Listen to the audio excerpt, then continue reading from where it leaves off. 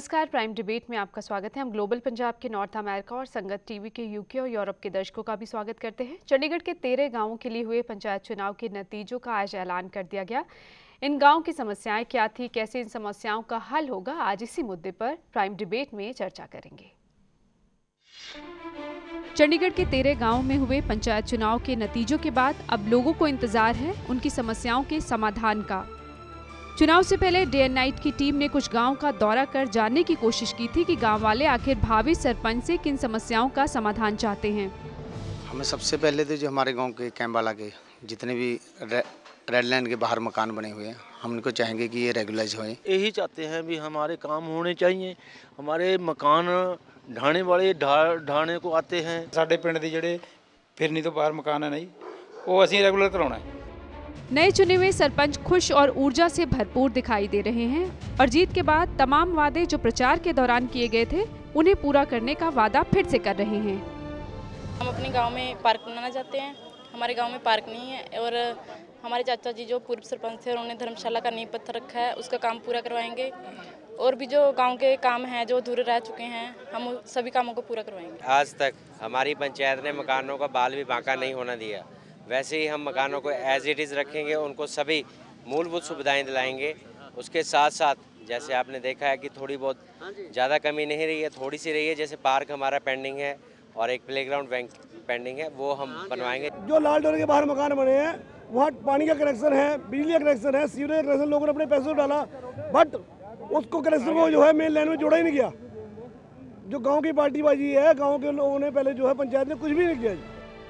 अब उम्मीद यही की जा सकती है कि गांव वालों से जो वादे किए गए उन्हें नए चुने गए जनप्रतिनिधि पूरा करेंगे और जनता की उम्मीदों पर खरे उतरने की कोशिश करेंगे। और ये जो वादे किए गए वो पूरा कैसे होंगे और कितने होंगे, इसी पर आज चर्चा करेंगे। हमारे साथ स्टूडियो में मौजूद है विवेक त्रिवेदी, सोशल डेवलपमेंट एक्सपर्ट हैं। हमारे साथ जोगिंदर सिंह भी मौजूद हैं स्टूडियो में, पेंडू संघर्ष कमेटी चंडीगढ़ के महासचिव हैं, गाँव की समस्याओं को लेकर आवाज़ उठाते रहे हैं। जोगिंदर सिंह जी, आपसे ही चर्चा की शुरुआत करना चाहेंगे। आप सबसे पहले तो जानना चाहेंगे आपकी जो पेंडू संघर्ष कमेटी है वो करती क्या है? जो पेंडू संघर्ष कमेटी चंडीगढ़ हमारी है वो 2011 में हमने फॉर्म किया था इसको। तब से लेके अब तक हमने जितने रूरल पीपल्स के इश्यूज़ हैं उनको हम टेकअप करते हैं प्रशासन के साथ। और जो गांव 10 गांव पड़ते हैं कॉरपोरेशन के अंडर, उसको हम कॉरपोरेशन के जो अथॉरिटीज़ हैं, उनके मेयर साहब हैं और दूसरे जो रिप्रेजेंटेटिव हैं उनके साथ उसको टेकअप करते हैं।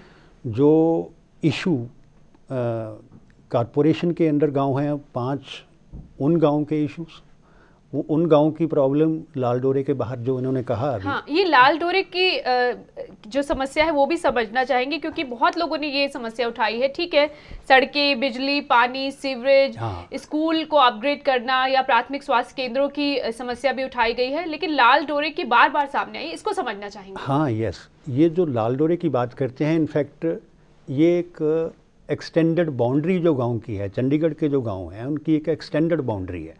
लाल डोरा तो बहुत पुरानी आबादी है जी। वो तो ब्रिटिश पीरियड के अंदर 1886 में शायद उस वक्त ये हुआ था, लेकिन 1950s और 60s में जो लैंड कंसोलिडेशन हुआ है जिसको हम मुरब्बेबंदी बोलते हैं, उस मुरब्बेबंदी में एक एक्सटेंडेड बाउंड्री गांव की फिक्स की थी।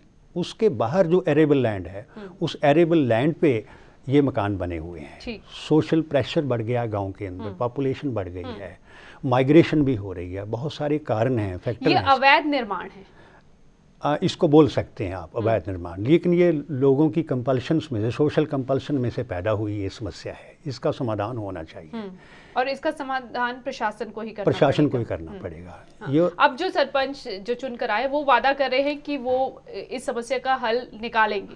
क्या उनके पास इतने अधिकार हैं कि वो इस समस्या का हल निकाल सकते? इस समस्या का हल तो इनफैक्ट प्रशासन को निकालना चाहिए, चंडीगढ़ प्रशासन को, उसी के हाथ में है, क्योंकि वो सेंटर के साथ कोऑर्डिनेट करती है। ये सेंटर इसमें अगर दखलंदाजी करेगा तो इस समस्या का हल निकल आएगा।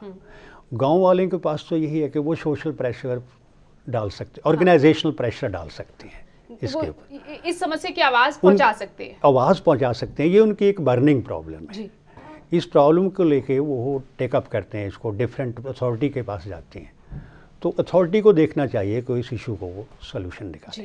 विवेक जी, आप सामाजिक विकास के मुद्दे पर बात करते हैं और विशेषज्ञ हैं उसके, क्या लगता है कि शहरी और ग्रामीण विकास की अगर बात करें, क्या फ़र्क है, और फ़र्क है तो कितना ज़्यादा है, और उसे भरा कैसे जा सकता है कि दोनों जगह समान रूप से विकास हो जो हक बनता है उनका भी?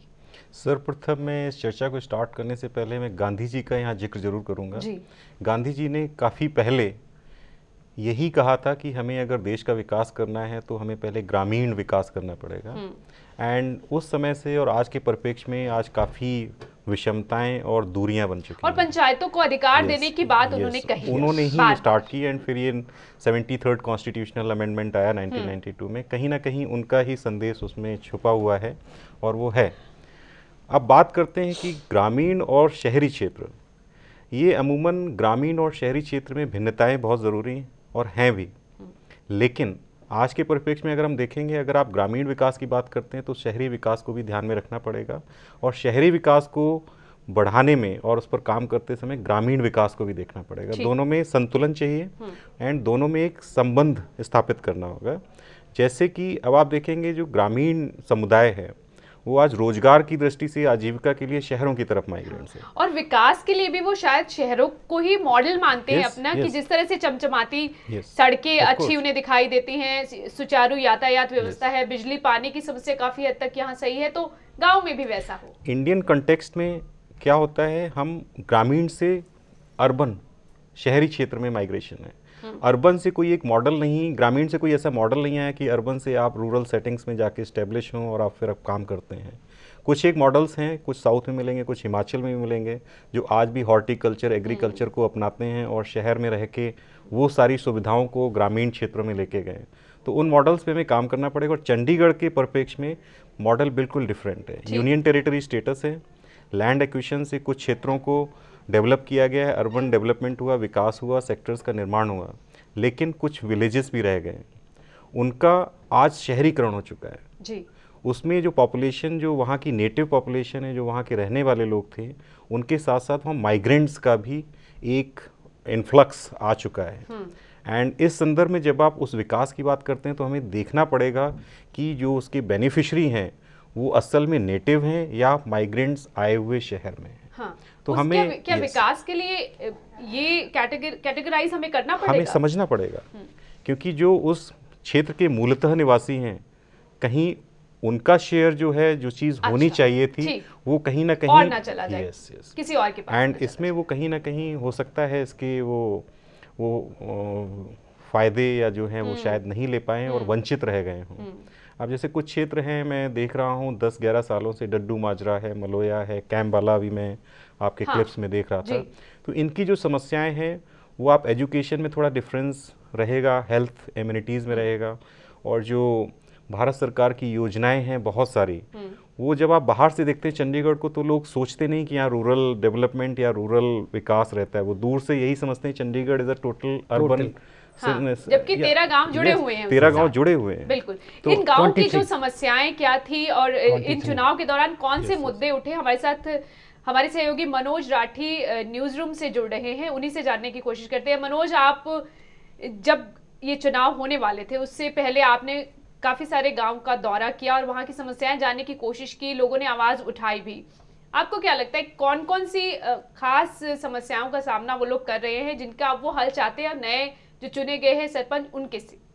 सर बिल्कुल बताना चाहूँगा कि जो चुनावों के समय में जो हमने यहाँ पे पूरे 13 गांव के जो है वहाँ पे सर्वे किया है, लोगों से बात की है, उनकी समस्याओं को जाना है। हमने पूरे 13 गांव को जो सर्वे किया है उसमें से कई बातें निकल के सामने आई हैं, जिसमें से लोगों को किस तरह काफ़ी तरह की दिक्कतें जो हैं वो सामने थी। जैसे कि अगर हम पानी पीने की बात करें, पीने का जो पानी है वहाँ पर मोस्टली जो गाँव हैं, ज़्यादातर गाँव हैं उनमें पानी पीने की समस्याएँ हैं, टूटी सड़कें हैं वहाँ पर। अगर हम बात करें लोगों से, हमने लोगों से बात की, उनका यही कहना है कि कई साल बीत गए हैं लेकिन गाँव का जो विकास है, सड़कें टूटी हुई है, पानी की सुविधा ठीक नहीं है, बिजली की समस्या जो है, काफ़ी दिक्कतें हैं। गांव की अगर हम बात करें, चंडीगढ़ प्रशासन जो है उनकी तरफ ध्यान नहीं देता, जो सरपंच है, मौजूदा सरपंच हैं, वो उनकी तरफ ध्यान नहीं देते। तो 13 गाँव में से लगभग जो है ज़्यादातर गाँव में जो है विकास के काम पे जो है, अगर विकास के कार्य की बात करें तो बहुत ही कम जो ऐसे गाँव थे जिनमें विकास कार्य जो है पूरे हो सके थे। हमने पूरा जो है सर्वे किया या हमारी टीम ने इसको पूरा कवर किया, लेकिन उसमें एक ही बात सामने नजर आई कि जितने भी गांव हैं, 13 गांव हैं चंडीगढ़ के, लगभग जो गांव हैं उनमें ज़्यादातर विकास की अभी भी ज़रूरत है। लोगों को जो बेसिक एमिनिटीज़ हैं, जो सुविधाएं हैं, अभी तक जो है वो प्राप्त मात्रा में नहीं मिल पाई हैं। अगर हम बात करें कई गाँव की जो है उसमें 2-3 चीज़ें जो है सामने आई निकल के, जो लोगों की सुविधाएँ हैं अभी तक जो हम आपको बात करें, चुनावों के दौरान हमने बात की, लेकिन उसमें ये देखने को मिला कि चुनावों के समय में ही जो सरपंच, जो मौजूदा उम्मीदवार जो है खड़े हुए थे, वो लोगों को लुभाने के लिए जो है सड़कें बना रहे थे। लेकिन उससे बिल्कुल हमने देखा था जी, लेकिन उससे पहले अगर हम बात करें तो उससे पहले जो है ना के बराबर विकास कार्य जो है ना के बराबर थे। लोगों में गुस्सा था कि जो मौजूदा सरपंच हैं, ज्यादातर गांव की मैं आपको बात बता रहा हूं कि ज्यादातर गांव में जो है विकास के काम पे कुछ भी नहीं हुआ पिछले 5 साल की अगर हम बात करें। जी राजेंद्र जी। मनोज, ये भी सामने आ रहा था कि भेदभाव होता है विकास को लेकर, अपने लोगों का काम करा दिया जाता है और बाकी छूट जाता है। आपने बिल्कुल सही कहा। ऐसे भी हम एक गांव हमने जो वहां पे सर्वे किया, उन लोगों से बात की, तो उनका यही कहना था कि भेदभाव भी जो है यहाँ पे देखा गया है। जिन एरिया में जो है दूसरे गुट जो है रहते हैं, दूसरे उम्मीदवार के जो है वो रहते हैं, तो वहाँ पे जो है विकास के कार्य नहीं हो पाए, वो दूसरे जगह काम हो पाए। तो उनका कहना कि कहीं ना कहीं यहाँ पे जो है भेदभाव किया गया है, लेकिन उससे घाटा जो है लोगों को ही हुआ है, सुविधाएं जो है लोगों को नहीं मिल पाई हैं, तो लोगों का रोष जो है वो देखने को मिला था। अगर हम सर्वे की बात करें, हमने वहाँ पे 13 गाँव का सर्वे करके हमने वहाँ पे जो है हमारी टीम ने वहां पे काम किया, लेकिन उसमें यही देखने को चीज मिला है कि भेदभाव भी एक बहुत बड़ी चीज है। भेदभाव की अगर हम बात करें तो कई जगह ऐसी थी कि जहां पे सड़कें बनी थी, लेकिन कई जगह ऐसी थी जहां पे सड़कों के नाम पे कुछ भी नहीं था। जी मनोज, आप हमारे साथ बने रहिए।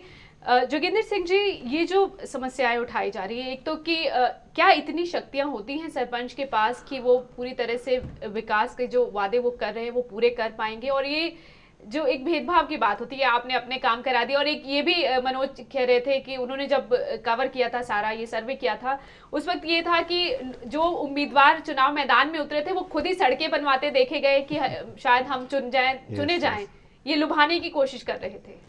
मैं इसको रूल आउट नहीं करता, लेकिन भेदभाव की जो आपने बात की है, इसके 2 लेवल हैं जी।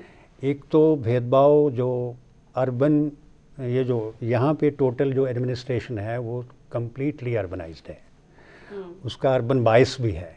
तो क्या जो वो काम समझते नहीं कि गांव की समस्याएं क्या है? वही मैं आपको बता रहा हूँ। देखो, एक तो ये है इसका जो भेदभाव का ये है कि शहर के मुकाबले गांव को कम तवज्जो दी जाती है।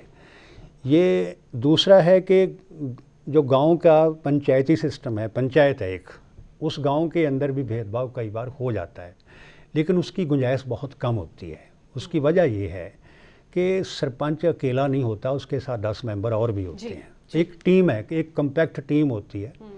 उसमें अगर डिस्ट्रीब्यूशन वर्क ना भी हो, अगर पंचायत सपोज करो 22 हो जाता है, लेकिन ये मुद्दा उठा देते हैं वो लोग जो मेंबर पंचायत होते हैं। और ये भी एक गांव से ये भी खबर आई थी कि पंचों और सरपंच में मतभेद के चलते विकास नहीं हो जाता है। हो जाता है, कई बार ऐसा होता है, लेकिन शक्तियां जो है वो सरपंच के पास ज्यादा होती हैं। एक अगली बात ये है कि जनरली पंचायतों को वो राइट नहीं दिए जाते, नहीं है फाइनेंशियल राइट, वो नहीं दिए जाते। आज हम चर्चा कर रहे हैं चंडीगढ़ के 13 गांव में जो पंचायत चुनाव हुए हैं उसके आज नतीजे आए हैं, और जो सरपंच चुने गए हैं, जो वादे उन्होंने किए, क्या वो पूरे हो पाएंगे। हमारे साथ मनोज राठी न्यूज़ रूम से जुड़े हुए हैं। मनोज, अधिकारों और शक्तियों की बात जोगिंदर सिंह हमारे साथ स्टूडियो में मौजूद है, वो कर रहे थे कि इतने अधिकार नहीं। क्या जब आपकी बात हुई थी, आप गए थे, क्या सरपंचों को किसी तरह की शिकायत थी कि उन्हें शक्तियां कम मिल रही हैं या उनकी आवाज़ सुनी नहीं जाती?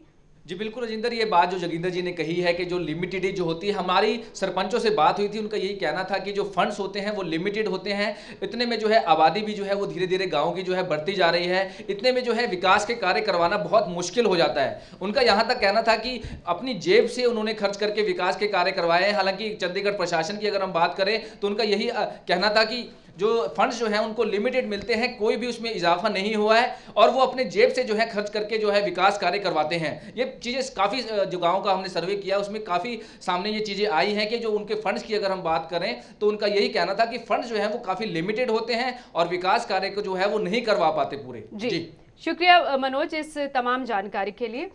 जोगिंदर सिंह जी, आप भी यही बात करें कि अधिकार और शक्ति किस तरह से उन्हें ज़्यादा मजबूत किया जा सकता है? उसको दो बातें हैं इसमें। एक तो फंड ज़्यादा एलोकेट होने चाहिए, ठीक, बहुत ज़रूरी है। बहुत इश्यूज़ हैं गांव के अंदर। मेरे पास एक डिमांड चार्टर है जो हमने चंडीगढ़ एडमिनिस्ट्रेशन को दिया था, 9 पेज का डिमांड चार्टर है। इसमें कंप्लीट रूरल डेवलपमेंट का एक एजेंडा हम लेके गए थे उनके पास। एक तो फंड एलोकेशन ज़्यादा होना चाहिए। सेकेंडली, इसको खर्च कैसे करना है, इसमें पंचायत, पूरी पंचायत को इन्वॉल्व करना चाहिए। उनके ज़रिए ये फंड जो वहाँ पे खर्च होना चाहिए, ये ब्यूरोक्रेसी पे निर्भर कर जाते हैं, तो वो अपनी मर्ज़ी से सारा काम करते हैं। ये मेन समस्या है। ये समस्याएं क्या वहाँ सुनी नहीं जाती? बहुत कम, रेयरली। आप कुछ सुझाव दे सकते हैं विवेक त्रिवेदी जी इस पर?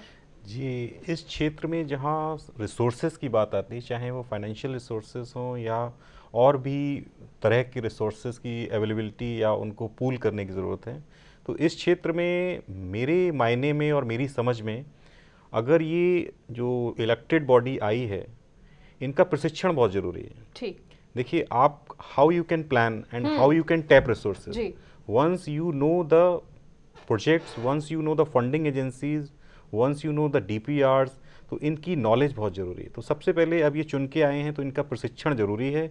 चाहे तो ये जो इलेक्टेड बॉडी आई है ये खुद अपना प्रशिक्षण कर सकते हैं या किसी इंस्टीट्यूशंस में जा सकते हैं, वेबसाइट से, लॉ से, एंड प्रोजेक्ट्स को समझना पड़ेगा मिनिस्ट्री से कौन सा प्रोजेक्ट्स ये ला सकते हैं। तो रिसोर्सेज की कमी कहीं पर भी नहीं है। इन बॉडीज़ को तय करना पड़ेगा कि ये क्या करना चाहते हैं, प्राथमिकताएं क्या है, पहले क्या काम करना है और उसके बाद क्या। एंड इन्विजनिंग की बहुत ज़रूरत है। दूरदृष्टि से इनको 5 ईयर्स तक देखना पड़ेगा ये कैसे कैसे काम, जो जनता जो आप कह रहे विवेक जी, क्या ये करते होंगे? एंड मैं इस उसमें कहना उचित नहीं समझूंगा, बट आज के परिप्रेक्ष्य में ये कम है, प्रशिक्षण बहुत कम है। इलेक्ट होके आते हैं एंड 5 ईयर्स तक जो है वो पब्लिक की सेवा करते हैं, बट बहुत कम लोग जो होते हैं जो इनको समझते हैं एंड उनके ऊपर कुछ सीख खुद भी लेते हैं और दूसरों को भी देते हैं एंड नेटवर्क करते हैं एंड रिसोर्सेज को पूल करके लाते हैं, पास कराते हैं रेजोल्यूशंस एंड मिनिस्ट्रीज को प्रोजेक्ट्स भेजते हैं एंड वो मिनिस्ट्री से पूल भी करते हैं। तो इन सभी के लिए आपको इतना ही नहीं कि आप सरपंच चुनेंगे, आप मिठाइयाँ खा लें और फूल मालाएं पहन लें, उसके बाद जो जिम्मेदारियां कैसे पूरी होंगी उस पर जरूरी है नजर। आज की तारीख के बाद इनकी जिम्मेदारियां और बढ़ जाती हैं। आपको इन्फॉर्मेशन गैदर करनी पड़ेगी, आपको नेटवर्क बिल्ड करना पड़ेगा, आपको कन्वर्जेंस लाना पड़ेगा, आपको कुछ चीज़ें जो हैं शहरी क्षेत्रों से भी सीखनी पड़ेंगी और शहरों के साथ समन्वय स्थापित करना पड़ेगा। जी, है ना। जोगिंदर सिंह जी, आप जाते हैं गांव में, मेरे ख्याल तमाम गांव में आप जाते रहते होंगे, ये जो 13 गांव हैं चंडीगढ़ के साथ लगते, आपको लगता है कि जिस तरह की विवेक जी कह रहे हैं कि इन्हें प्रशिक्षित करने की ज़रूरत है और इनको प्राथमिकताएं तय करनी पड़ेंगी, ऐसा करते हैं वो, ऐसा कुछ प्लानिंग करते हैं? देखो, प्लानिंग, उसको प्रशिक्षण की जहाँ तक बात है, प्रशिक्षण तो ये 2 तरीके हैं इसके। एक तो जैसे हमारा ऑर्गेनाइजेशन बन गया है, ये कर सकता है। आपको पता है समस्याएं क्या हैं और उसका हल कैसे होगा, हम कर सकते हैं। तो क्या आपको वो आपका सहयोग लेते हैं? बिल्कुल, बहुत लेते हैं। हमारी इस कमेटी के अंदर जो पिछले पूरे सरपंच थे वो इस कमेटी के मेंबर थे। अभी भी हम उससे फायदा हुआ उन्हें? बिल्कुल फ़ायदा होता है। अभी भी हम जो नए सरपंच बने हैं वो भी हमारी कमेटी में आएंगे, काम करेंगे। ठीक। एक प्रशासन को करना चाहिए ट्रेनिंग, प्रशासन को इनको ट्रेन करना इसकी चाहिए। आपने कभी मांग की है? इसकी मांग तो नहीं है सच की, लेकिन इनकी सजेशन है, बहुत मैनी थैंक्स फॉर हिम, कि अब ये हम कर लेंगे मांग। ठीक। और कुछ खास बात जो आप चाहते हैं कि यहाँ होनी चाहिए और हो नहीं रही और जिसके लिए आप अब आगे आवाज़ उठाने वाले हैं? एक तो यही जो प्रॉब्लम है, लाल डोरे की समस्या, एक तो ये है। दूसरा फंड्स की प्रॉब्लम है, फंड्स की प्रॉब्लम है। तीसरा विवेक जी कह रहे रिसोर्सेज हैं, उन्हें इस्तेमाल कैसे किया जाए, वही ये जानने की जरूरत है। इनको एलोकेट हो जाए अगर फंड। देखो, जो गांव कॉरपोरेशन के अंडर हैं उनके पास फंड काफ़ी होता है उनको, लेकिन जो पंचायत के अंडर गांव हैं उनके पास कंपैरेटिवली फंड कम है। इसको दूर करना चाहिए और उस फंड को आगे लगाना, वो पंचायत को इन्वॉल्व करना चाहिए उसके अंदर। सो ऐसे डेवलपमेंट हो सकती है। तीसरी, बहुत सारे इश्यूज़ हैं हमने जो लिख के दिए उनमें, फॉर इंस्टेंस गांव के अंदर, पूरे गांव के अंदर अभी तक जो ये कम्युनिटी सेंटर हैं ये नहीं डेवलप हुए। चंडीगढ़ के गांव के अंदर, ये इनफैक्ट ये पंजाबी गांव हैं, इनके अंदर पूरा पंजाबी कल्चर है, हर गांव के अंदर टूर्नामेंट होता है। हमने एक डिमांड रखी थी इसमें कि सारे गांव के अंदर एक स्टेडियम होना चाहिए। गांव के अंदर बहुत सारियां पॉसिबिलिटी होती हैं, बहुत सारियां, कि वो अच्छे प्लेयर दे सकते हैं, अच्छे स्पोर्ट्स पर्सन दे सकते हैं, तो उनकी डिमांड भी है। ये हर गांव कबड्डी का टूर्नामेंट हर साल करवाता है, लेकिन स्टेडियम नहीं। तो अब आप इस मांग को आगे लेकर जाएंगे? बिल्कुल, ये हमने रखा है इसमें। उम्मीद करते हैं कि जो चुने गए सरपंच है वो आपके सहयोग से गांव की समस्याओं के समाधान की कोशिश करेंगे। संपर्क सेंटर शुक्रिया आपका सभी का इस चर्चा में शामिल होने के लिए। तो उम्मीद करते हैं कि गाँव वालों से जो वादे किए गए हैं वो नए सरपंच जो चुने गए हैं वो पूरे करेंगे, और जो सहयोग उन्हें जहाँ कहीं से भी मिल रहा है उसे भी बोलेंगे। नमस्कार। खबरों की दुनिया में आइए, हमारे साथ कहीं भी और कभी भी जुड़िए।